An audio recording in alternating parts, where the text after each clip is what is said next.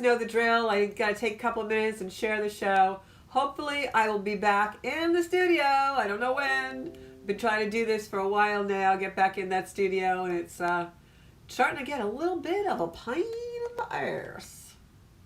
So I'm going to share us. So I hope everybody's having a great week. I'm having a pretty good week. I did feel a little bit of anxiety today. I felt like we were, Mars went retrograde today, and that energy really was powerful. Mars is at its most powerful. So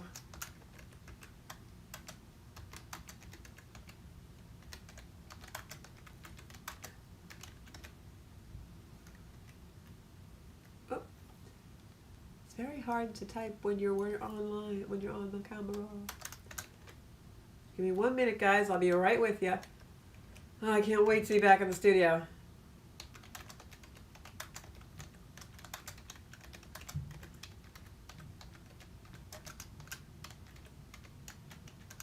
Here we are.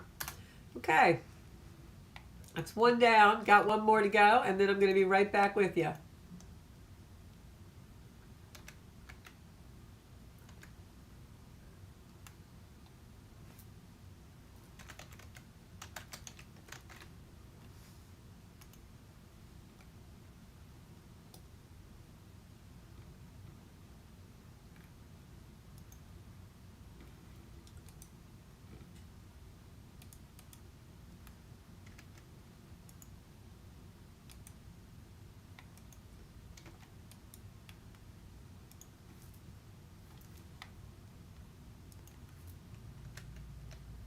Okay, going back to you guys now. Thank you for being patient, and hopefully we'll have a great show. So I have so much to talk about tonight. Originally, when I decided to think about a subject for the show tonight, I was actually going to talk about 9/11 and the spiritual perspective on that. And then as I got into the energy of the day, it kind of felt like that wouldn't be right. I don't know why. I think we all need to do our remembrances and all those things. But I just, for some reason, felt like it was a heavier energy than I really wanted to be in tonight. And I just felt like we needed to do something different. So I'm going to talk about some psychic phenomenon tonight. I'd love to hear your stories. And also want to talk about some psychic development tools as far as things that we use for divination, etc. So we've got a chock-full show tonight. And I want to start off like I always do every week about the astrology. Because this year has just been an epic, epic year for astrology. And I find that everyone's gotten really interested in that. So I always want to start the show with it a little bit. So Mars went retrograde today. And when a planet is retrograde, it means it's closest to the Earth. And it becomes more powerful, louder, more impactful on our lives. Mars is really the fuse. It's like the catalyst right now. And it has been for several months.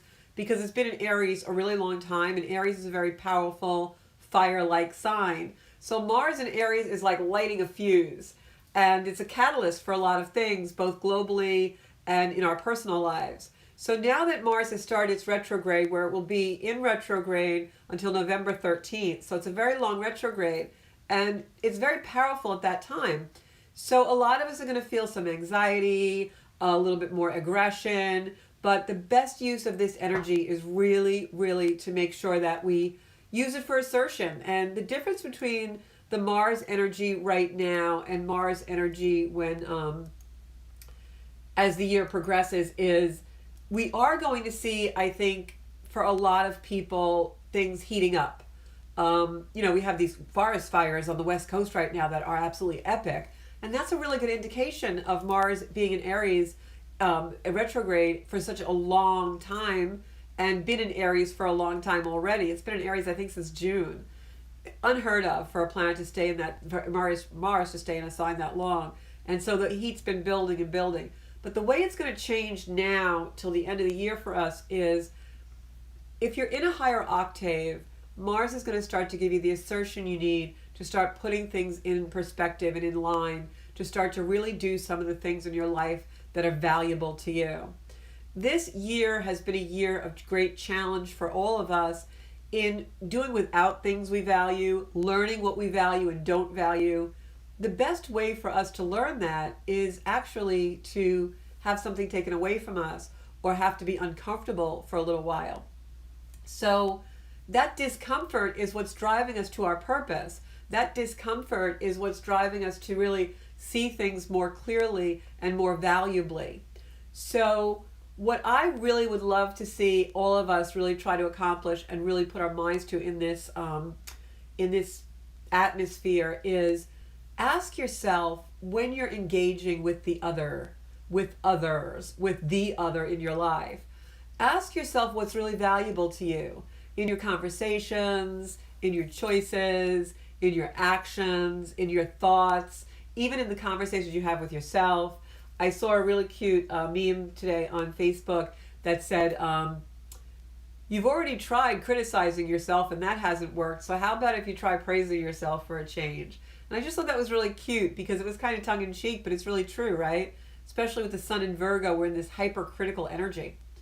So what I want to say to you is, if we can stop a little bit and become more of the observer, because this energy is very impulsive and very aggressive. In the higher octave, if we can pull back a little bit and really think about what we want to do, what's going to start to bubble up to the surface is not the anger, not the frustration, but what's going to start to bubble up to the surface is what we truly want and what we truly desire. And it will be cognitive and more clear as the year unfolds and starts to end in December. 2021 is when we start to execute the lives we were meant to live. We've all been through a lot of stuff this year, but Mars in the next 3 months is really there in that position in the sky to show us what is most valuable to us. For some of us, that's going to come in aha moments, an assertion of the energy being more in alignment with us. And for others, it's going to come with some gut-wrenching things being stripped away. Either way, the purpose of that energy and the purpose of this particular Mars in retrograde in Aries and that Capricorn cluster I've been talking about for a whole year with Jupiter, Pluto, and Saturn in Capricorn, now they're going to work together in a different way because the Capricorn planets are starting to pull apart a little bit, and they're going to now, Saturn will move into Aquarius in January. So they're going to now be a little bit further apart, so they're not going to be as intense as the months go on and close out the year. So the energy is going to switch from being more impulsive in our personal lives and more aggressive and more confusing to one where the Capricorn energy will come in order to guide us and give us deliberate action and show us the steps that we are supposed to take to get to the ideal thing that we're trying to manifest. We're not going to have the clarity to execute it until the end of the year, but the wheels are going to start to shift a little bit now and give us some energy where our focus will become clearer. So it's really important to be the observer and start to really, really watch what is happening in your life. The other reason for the observation being really keen right now and key is as this Mars goes retrograde, it's in a spot where it was July 25th. So whatever started to happen for you July 25th is the theme that's going to be continued and continued now until the end of the year, at least until November 13th, while Mars keeps passing over that area retrograde. So think about what that is. This energy is here so we can reconcile it, heal it, move it forward, accomplish it, whatever that particular thing is in your life, situation, person, whatever it is. Something is demanding change from you. Something is demanding that you see things for what they truly are, and something is demanding that you take action with that. So try to really, be the observer in your life and really see what that might be, what really is coming into your universe to show you where you really need to be. So hi Elaine, hi Bonnie, hi Marcella, Linda, Andrew. How is everybody tonight? How is your week going? So if I can answer any questions about that energy that we were just talking about, please let me know. Comment, questions, whatever you need to do. Who else do I have out here tonight? Sarah, Janine, Joanne, Marianne. How is everybody? I hope everybody's doing really well. So I want to just get back for a moment to 9/11 because I don't want to talk too much about that, but it is a celebration tomorrow. I shouldn't use the word celebration, I guess, but in some ways I do celebrate that day, not for the tragedy that happened, but for the compassion that it brought into the world. There's always a polarized side of everything. Tragedy always begets some kind of a blessing in some way. So I want to talk about that because something phenomenal happened after 9/11 in our lives. And that was the amount of compassion and love that we suddenly had for each other. We saw this generosity. And Jupiter was very prevalent in the sky. There were some other aspects, which I won't really get into today, but which we can watch because they're kind of in a sort of an aspect now that is a little bit different, but will bring in very much similar energy in a different situation. And so what do I mean by that? I mean, planets all have a spiritual lesson. And so Pluto is very impactful for us right now, as it was on that day, Saturn. And the lessons of Pluto and Saturn are they bring structures down in order for us to build anew. So we might be feeling that energy. Linda, you just said I felt that energy. I've been feeling that energy all day today, and I always feel it every year because the collective energy, a lot of sorrow in the world, makes me very, I call them my spidey senses, get very heightened. I actually know Karen Garvey, who is a local from Long Island mystic, I like to call her, as I am a mystic. We all are modern mystics. She actually started to open and understand her life above the five senses on 9/11. She had an experience that she talks about all the time in her media. And so there are many of us that were open that day, many experiences, many angels, many psychic phenomena that occurred that day. And as a result, afterward, the amount of love and compassion in the world actually raised the vibration of the world so much that the Schumann resonance, which is what we use to measure the vibration of the earth, actually went to a level which it never had been before. And they said that was the vibration of the humans in the world actually vibrating higher, because the compassion was actually vibrating higher than any of the tragedy or sadness that could have been. And if you ever really deeply go into astrology, or for those of you who are astrologers out there, the astrology of 9/11 is so interesting because you can actually see the timeline of when George Bush Sr. was president in 88 and where certain planets were, and how he constantly talked about a new world order. And then years later in 2001, when this happened, the planets were at almost exact degree, and his son now took over for a new world order. Very, very interesting if you ever want to really read up on that astrology. If you read up on it, you'll never be able to doubt astrology again. There's so many instances in the world like that, not just 9/11. So I just wanted to bring that up a little bit. My condolences to anyone who was there that day or had a tragedy that day. I know the impact that it really had locally on all of us. I live in New York, so that was, something really big. But Jupiter also was in the mix that day, and Jupiter is a planet that expands things. And if you think about 9/11, everything about it, everything about the incidents of it, the actuation of it, the climate afterwards, the politics afterwards, the heroism afterwards, the generosity, the love, sometimes even the anger afterwards, it was all amplified and big, right? It was all big. And so now flash forward to 2020, we have this political arena and elections, and they're just big. Everybody has these big emotions and big feelings, and everything's like larger than life about this, right? The riots are big, the unrest is big, the aggravation and frustration is big, the division is big. And that's Jupiter in that Capricorn area with Pluto and Saturn.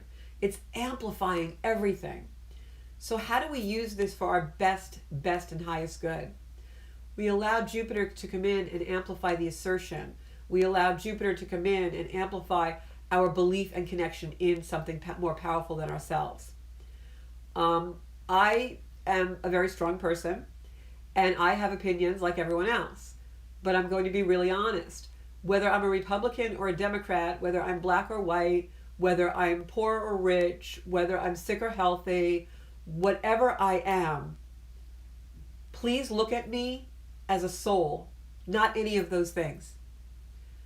It's easy to get into the arguments on social media. I've done it myself and then corrected myself because I don't want my purpose and my energy to go to being right. I want my purpose and my energy to go to something much larger than that, and something that is love. And I want to be able to look across the divide, whatever someone is, and see a soul that I can give love to. And so what I'm going to really ask everyone is if you could just think like that, just a little bit even. because we're also impulsive and quick to judge, and the violence we see and the derision that we see and the division that we see is never going to go away by doing more of it. It's only going to go away when we stop, we disengage, and we put love in our heart. You can have a political debate with someone. You can have a racial debate with someone. You can have a religious debate with someone and be kind. If I had $1 for every time I've been called ignorant this week, I would probably have more than a week's salary. It's, to me, disgusting and disdainful, especially when spiritual people tell me I'm ignorant. There are many things I might be, and I'm not perfect. And the last time I checked, there weren't wings back here, even though I wish there were. But the one thing I'm not, guys, is ignorant. So don't call me ignorant. Just because I don't agree with you doesn't make me ignorant. One of the things I'm really responsible about doing is looking and seeing all different points of data. I don't want to just watch one news channel and have my opinions supported. I want to see what's really going on in the world. I watch live news feeds, live speeches, listen to live radio as much as I can when someone's speaking that I'm interested in knowing what their position is. I don't rely on commentators and reporters to give me the position. I seek it myself. So one thing I'm not is ignorant. So I just wanted to put that out there because this is my show and my platform, and I needed to say that. So I hope you'll all have love in your hearts. Drop our egos. My ego is definitely not ignorant. And so just wanted to put that out there. So now we'll get back to my show. I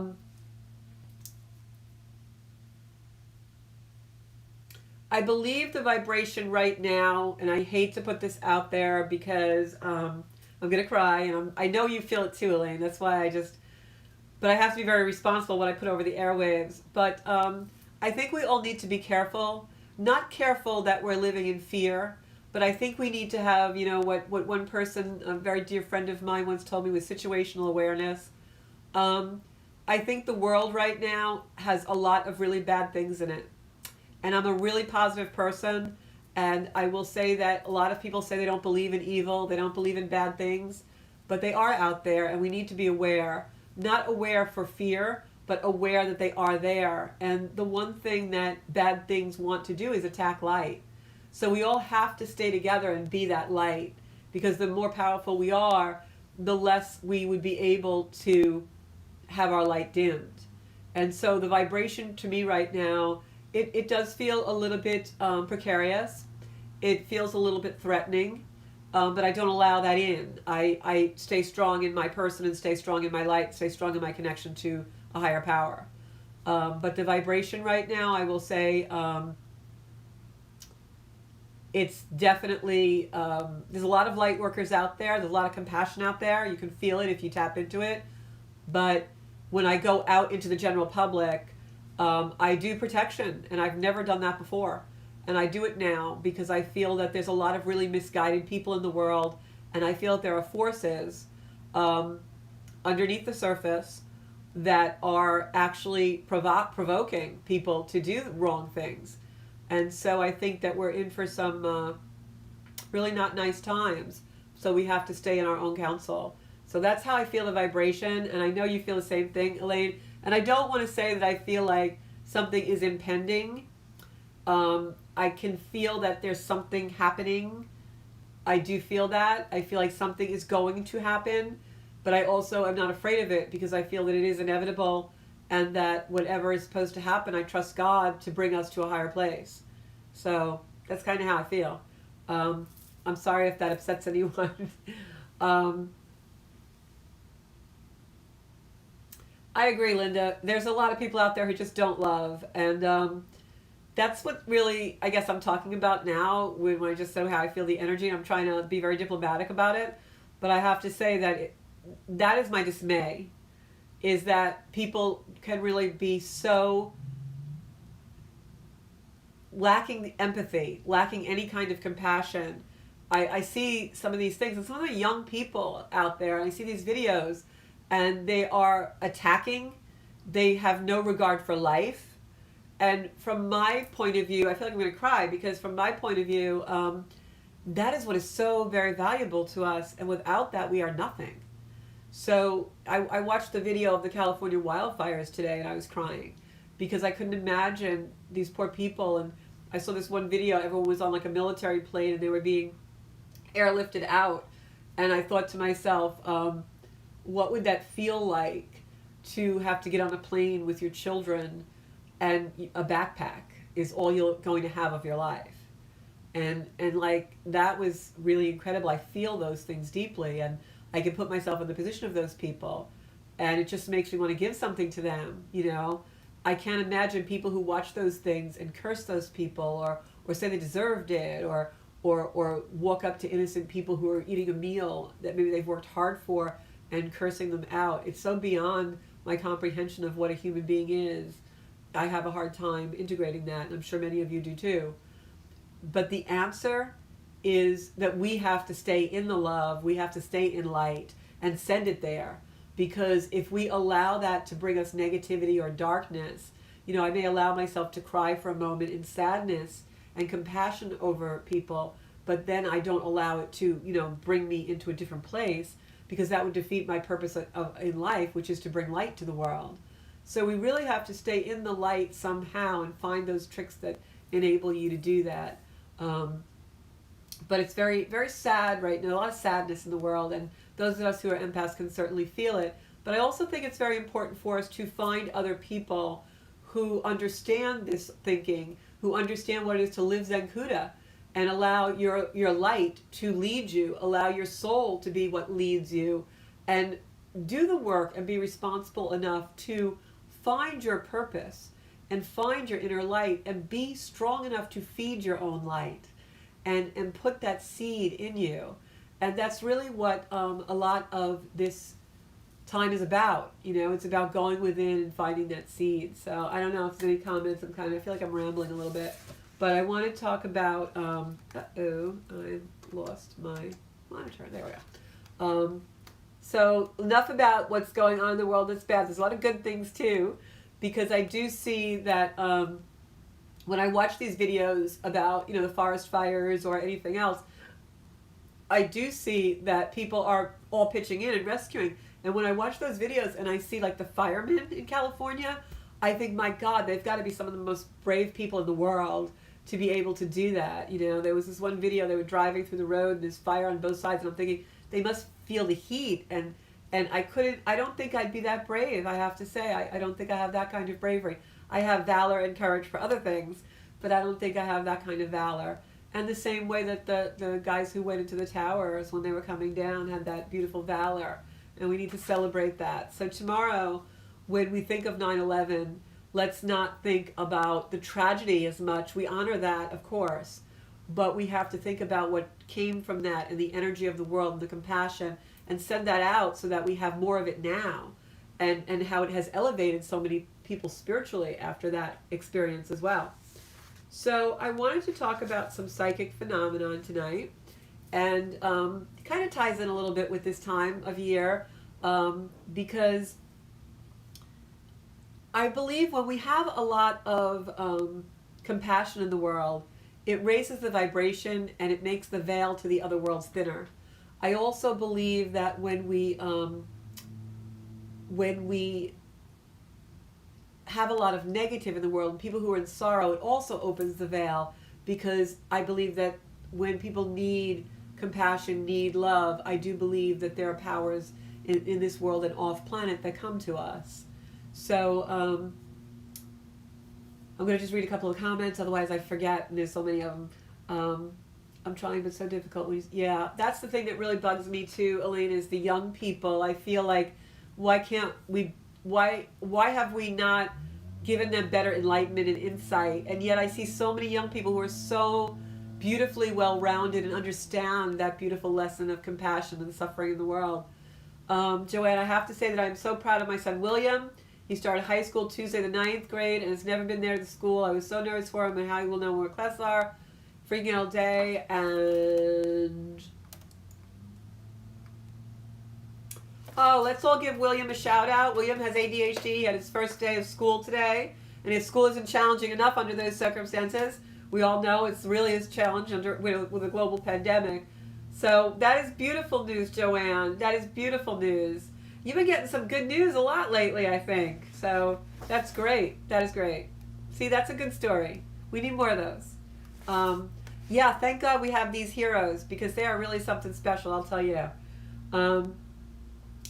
So I always feel like the veil gets thinner also towards this time of year. You know, we have Halloween and we have Thanksgiving and we have a lot of holidays and people get very spiritual. So I feel like there's a veil lifted. And when I say veil between the worlds, I mean, there really isn't like a veil, you know. It's actually something that we actually put there because we think the worlds are separate, but we know they're all happening all the time. So wanted to talk about the spiritual phenomenon that happens because I think a lot of us have really, really mysterious questions about it, right? And first of all, there are a lot of different ways that we can connect with the other side. I am a psychic medium, which means that I do connect with other people and receive messages. How do I do that? I do that because what we're really doing is when we connect with another plane, another dimension, we're really connected with the higher soul, the higher person. We're not connecting with the three-dimensional body. We're connecting with the higher self of that person, the higher octave, the energy, the essence of the soul. So yay for William. I love that story.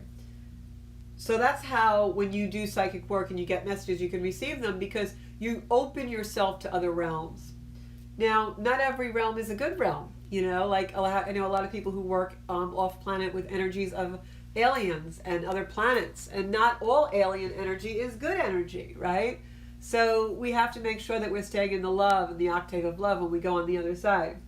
So a lot of times people who are on the path of spirituality and they're relatively new to it and they want to develop their senses above the five senses, which is what, you know, really Zen Kuda is devoted to, is living life above the five senses, right? We don't just hear, taste, see, smell, and touch. We have all other spidey senses that we can communicate with. So sometimes people will come to me and they'll ask me, you know, how do I do that? How do I develop my psychic ability? And I could give you like exercises to do and tips and things like that. But to me, the journey of psychic development, the journey to develop your psychic ability is actually very personal. You could go to a psychic development class. You're probably going to learn a few tricks or a few meditations or a way to really feel that you connect. Usually in a psychic development class, you will start to open more because you're around people who are also looking to capture the same thing, and so the energy rises. I have to say though, the journey to develop your psychic ability is one that is very, very introspective. It's not something you're going to learn in a class. It's not something that's going to develop in a class through exercises and things. It's going to be something that you learn on a mat by yourself in meditation, learning to clear out your life, learning to heal your wounds, learning to really hear yourself and hear your soul and listen to your soul. Because when you open that portal within yourself, that's when you now can go into other portals and other realms. Until that's healthy and clean and pure, it's probably not going to work. You may get fleeting messages, but you have to do that work. And so the way to do that work is you really have to declutter your life. And it doesn't mean just cleaning out a closet and sweeping the porch. It means really living a life which is a much higher vibration than anything you've lived before. It means eating right, taking care of the body, taking care of the mind, getting rid of things in your life that cause you undue stress, distraction, unhealthy, make you live in fear, because that all blocks the message. It all blocks the connection with other realms and with the higher power that brings it in. So I always start any psychic development discussion or working one-on-one with people. I do mentor people one-on-one for that. I don't do classes because I don't believe it really works in a group. It's a very painstaking process of literally clearing out your life and healing things and breaking patterns that have kept you blocked for your whole life. So I just wanted to put that out there. So there's different types of psychic ability. I am clairvoyant, which means that I see, but I don't see in the three-dimensional world. Like, I don't see a figure walk in front of me. I have told Spirit not to give me that. I don't want that. There may come a day I do, and then Spirit will give me that. But I see cognitively in my mind. I can tell you what someone looks like, what their, who passed over. I can tell you their demeanor. I can tell you all kinds of things about them. I see things, but I don't see them physically in front of me. That's clairvoyance. There's clairaudience, where you actually will hear things. Sometimes I do have clairaudience. I get messages that way, and I will hear a voice. Usually when that happens, it's very intense. It's usually either when I'm in some kind of a detrimental position and it's a voice that will warn me, or it's something that is extremely joyful. So my clairaudience is usually on a very heightened emotional level. Then there is psychometry. Psychometry is when you can take an object and read the vibration off it. I have often done that when I do mediumship readings. Sometimes if they're in person, I'll ask someone to bring something of the person's, or sometimes while I'm reading someone, they'll be wearing a necklace or a ring or a piece of jewelry, and I'll say that belonged to so-and-so, and it's usually accurate because I can feel the vibration off it. By the same token, I have amulets from past family members, things that I have that bring in the energy of those family members who are guides to me, and I will use those type of things and that I wear to heighten my energy. There's also something called clairsentient. Clairsentience is when you can sense. You can feel an emotional or a physical presence or a states with others without conscious thought. That often happens to me if someone will mention a loved one, and I will feel something either in the lung or the heart, or I'll know how they died. Then there's claircognizance, which is clear knowing. That's usually what most psychics have. We all have that to some degree.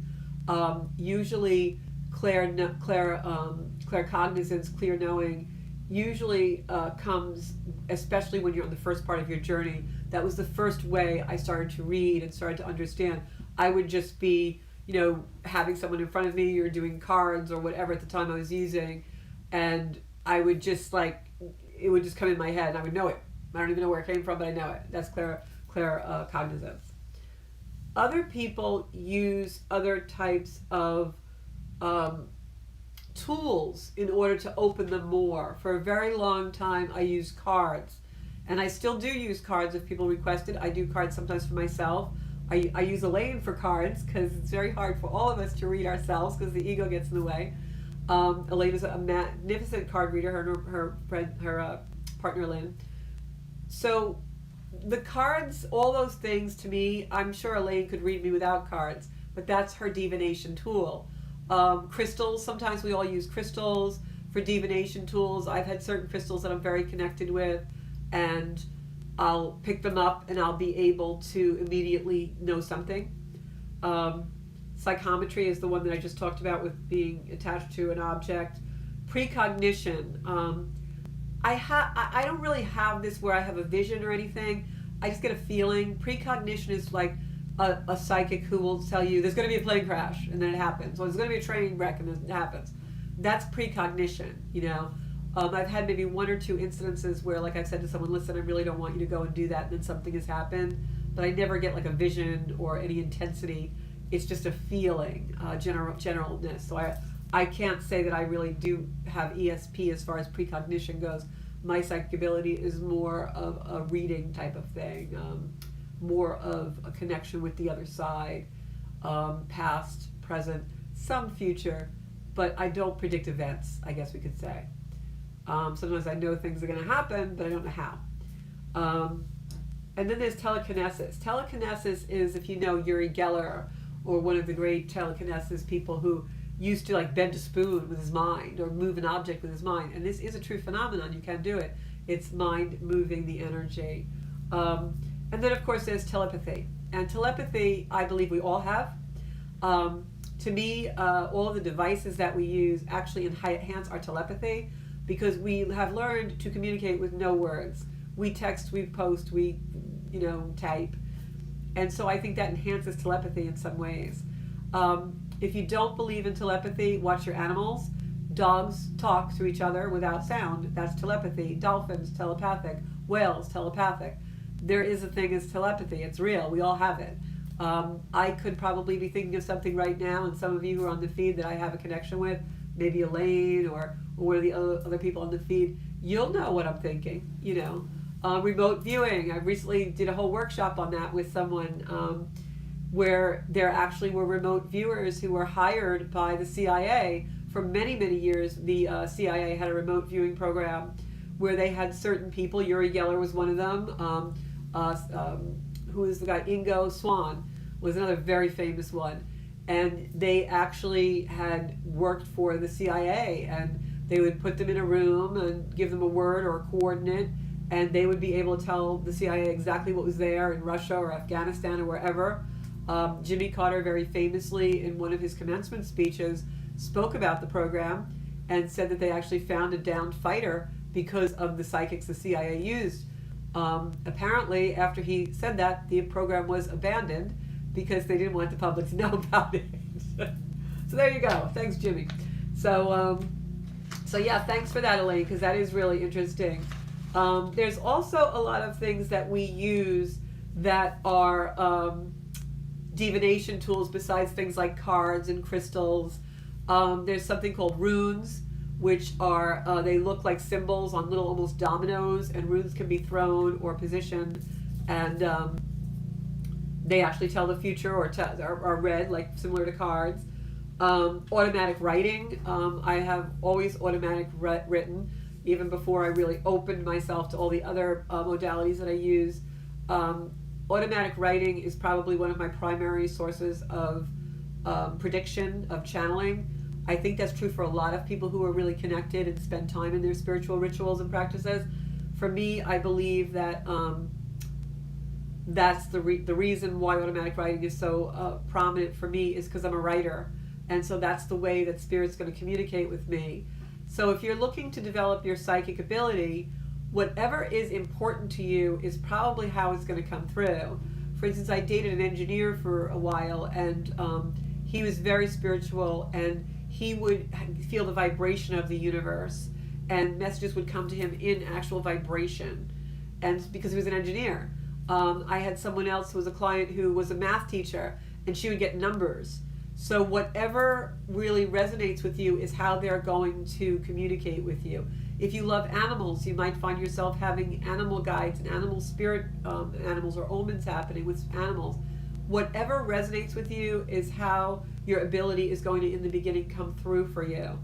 For me, it was angelic energy was extremely prominent for the first few years of my journey, because I was always believed in angels, so they came to me that way. So they're gonna, whatever power you believe, I'm gonna say God will come to you in whatever resonates with you. Okay, bye-bye, Pauline. Yeah, really interesting. I just was watching a TV show about the remote viewing as well. They have something on Gaia, I think. And then, of course, there's mediumship. Mediumship is someone who actually speaks to people from the other side who have passed over. A medium is someone who is a medium, a vessel for the communication. That came to me unbidden. I didn't ever really work on that. It just came to me unbidden. I guess it was just something that Spirit wanted me to have as a purpose in my life. And so those are the types of things that we do. We also have psychic phenomena. We've got, where's my other notes? I always jot things down for you guys. That's true. That's what I do, actually. If anybody's ever come for a reading in person with me, I know I've been doing it on Zoom a while now. In-person readings, I have a notebook, and I always sit and write. Who is the guy on, I think it's Lifetime, I'm not sure what channel, Tyler or somebody? He's a young kid who's a psychic, and he goes to all the famous people, and he actually always doodles like that too. I find that opens me a lot. I'll get a name that way or whatever. Thank you for your help tonight, Elaine. I love you. So, the other thing that is really important if you're looking to develop your psychic phenomenon is you've got to clear any anger out of your life. If there is anything that you are angry about, whether it's from childhood or from yesterday morning, you can't have that in your life if you are going to professionally read, or even just for your own devices, connect with Spirit. Any kind of negative energy, anger, I don't know. Oh, thank you. That's so funny. Somebody said because I'm an angel. Um, Anybody who is trying to connect with the other side, if you're angry, if you're jealous, if you're, in depression, if you have any kind of really heavy negative energy, you can't really connect. You've got to release that and try to meditate or release it. Also, your space in your home. I remember when I first started to go for readings and I was like, young, and I would go to like somebody's house and it would be like a total chaotic mess. And they were reading me, and I thought to myself, your surroundings are a direct result of what's going on up here. It is true. So if your house is in chaos, your life's in chaos, your mind's probably in chaos.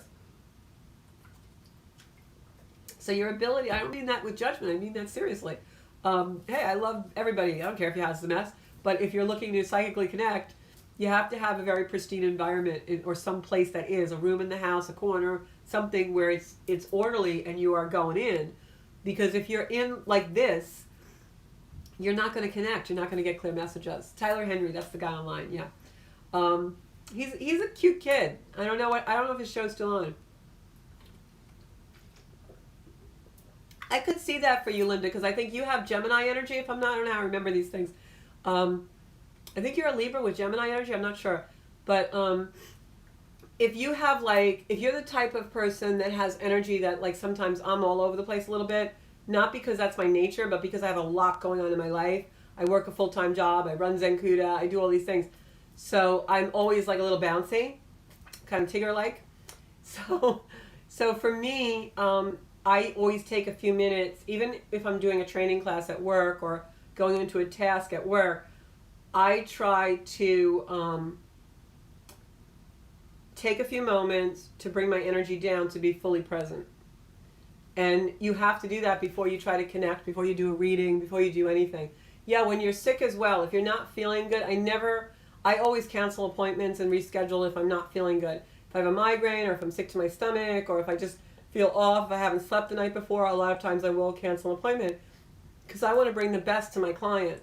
So, and I do that with myself too. I do a lot of self-care, and self-care to me doesn't just mean getting a massage and eating right. Self-care means not having certain situations in my life that will not be caring for myself.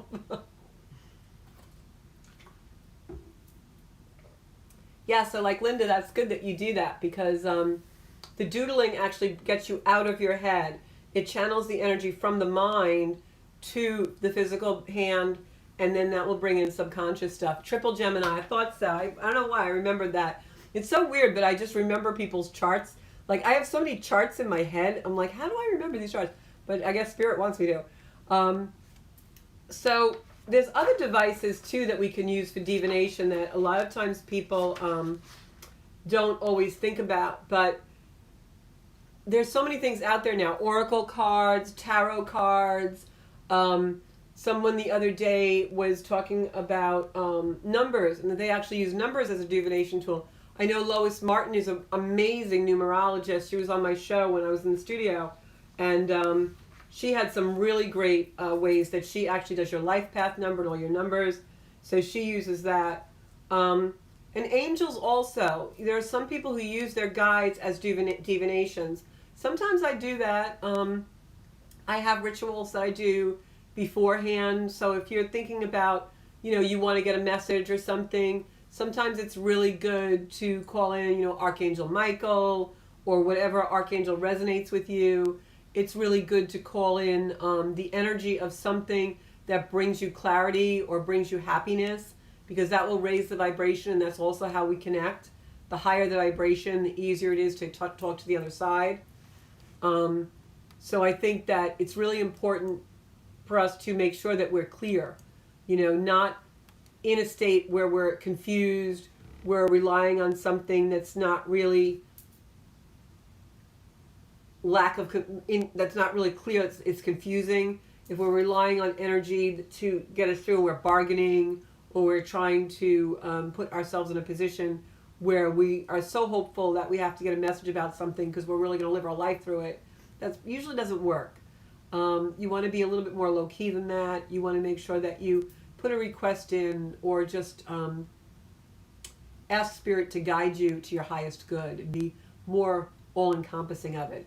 If you go into a reading saying, show me I'm going to buy the red Mercedes, it's probably not going to answer. It's probably not going to get an answer. Numerology and Tarot, yep. So when we go into angelic energy, for instance, it's going to be different. It's going to be a very high vibration than when we go into other energies. And also, you need to do some kind of protection, whether it's a prayer or just, someplace, maybe you have someplace in your home that is very protective. I have an altar in my home. It has doors on it. So, no one really touches the things on my altar. I have certain crystals that I use that are personal crystals to me that no one ever touches. And then I have crystals I don't mind if people touch them. Well, join, call me, and we'll figure it out, whatever you want. And then there's also people who actually specialize in health, in medical readings, in medical psychic things. And they will actually read your energy for health purposes. So there's all kinds of different psychics. There's all kinds of different things and healers. Reiki is also, to me, a form of psychic modality for energy. Reiki is, we tap into the universal energy of love in order to heal and raise the vibration so that anything that is of dis-ease in your body actually heals. So I don't know if anybody has any questions out there about psychic phenomenon or psychic tools, but I'd be glad to answer. I can tell you a couple of stories things that happened to me that were psychic phenomenons. God, there's so many. So many. I can tell you that I've heard my father's voice loud and clear. He was not of the earth. There's been so many things psychically that have happened. There's been so many things psychically that happened that people witness and they're like a little freaked out. And now I'm kind of like, oh yeah, it's not even a big deal. I don't even think about it anymore. Signs are very important. You will get messages through signs. A sign is unmistakable. A sign is something that happens in an extraordinary way and cannot be denied. There's so many things. I can't even think of just one that I can even relay the story. I guess when I first started to open, things happened very synchronistically. And I would meet people randomly, I remember going to the bookstore and books would literally fly off the shelf. I'd be walking down an aisle and the book would just go boom, and it was a book I was supposed to read. Very extremely connected. I would go to church to pray and someone would come up behind me and tap me on the shoulder and start talking to me about my life. And they didn't know me. And then I would just go to pray by the Virgin Mary and turn around, they were gone. Were they really there? I don't know. Was it an angel? I don't know. Just weird stuff. I remember going up to, this was about 3 or 4 years ago, going up to the Crystal Palace, upstate New York, to buy crystals. And it was this beautiful day, and we decided to take a road trip, and I went up there, and just looking at crystals in the place.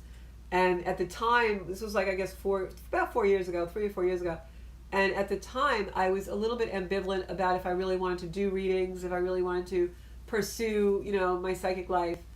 And I'm just buying crystals, and all of a sudden the owner of the store comes to me and he goes, "You have really fabulous energy. Are you psychic? Do you read? What do you do?" And I said, "Well, yeah, I read. I'm psychic, whatever." And he says, "Oh, good, because I have a woman I want you to read." And I'm like, "What?" And he brings me downstairs into his personal space, and I'm reading some woman.